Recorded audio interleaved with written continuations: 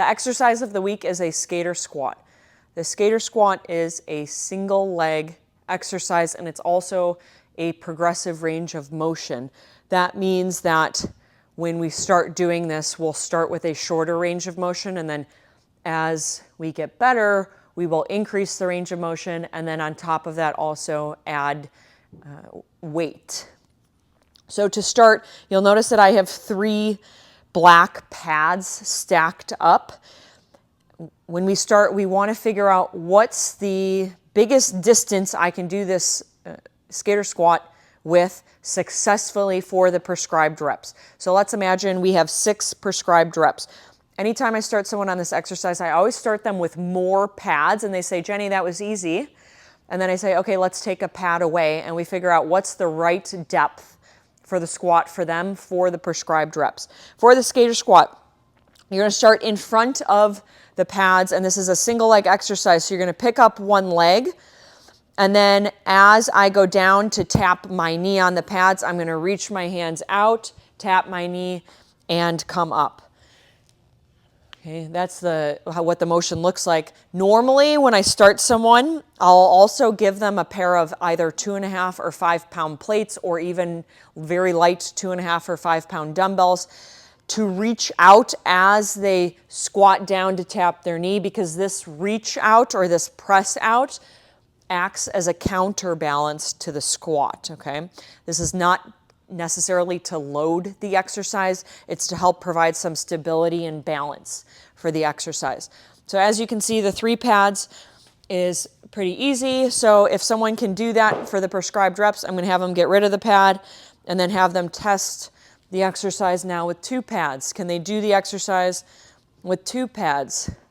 Okay, if the answer is yes, then we're now to what we would call baseline, where there's just 1 pad on the ground. Normally, we don't ever have people do the skater squat to the ground because they're going to bang their kneecap, which we don't want, so we provide some type of cushion there for them. They do the skater squat to the pad and up. So that's how you progress your way down to 1 pad with the press out. Now, if you notice that in the beginning, you're really struggling to balance, we can support the pattern, which is a theme in these exercises. I can support the pattern by having someone hold on to a PVC pipe, or maybe even 2 PVC pipes to get them used to that motion. Or if I set them up in front of a pair of rings, they can hold on to the rings. So once you can do, let's say anywhere between 6 and 8 reps of the skater squat with a press out, with a plate press out, the way we progress this exercise is either to start weighting it, or we can increase even further the range of motion. To weight the exercise, I might give someone a kettlebell or a dumbbell, and they're going to hold that kettlebell or dumbbell in a goblet position, and then they do the exercise with the weight in a goblet position for the prescribed reps. I could have someone do 2 kettlebells in a front rack position.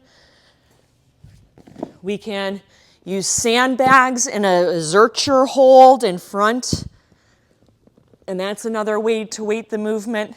So once you have the pattern down and you can do between 6 and 8 reps on each leg, then the goal is to start adding weight or load to the exercise to increase the difficulty. The second way we can increase the difficulty is to increase the range of motion. So I have a small gray box here that I'm going to put in front.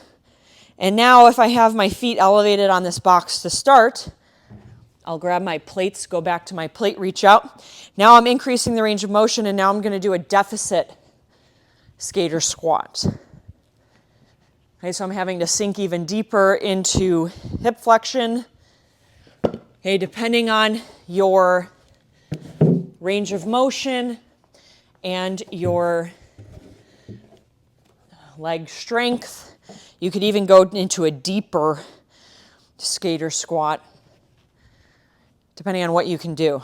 I mean, most of us aren't going to necessarily go here. It's not necessarily better to go lower. I would prefer that someone's on the ground going to the pad with the knee and we're loading them up as heavy as they can get, and that's a skater squat.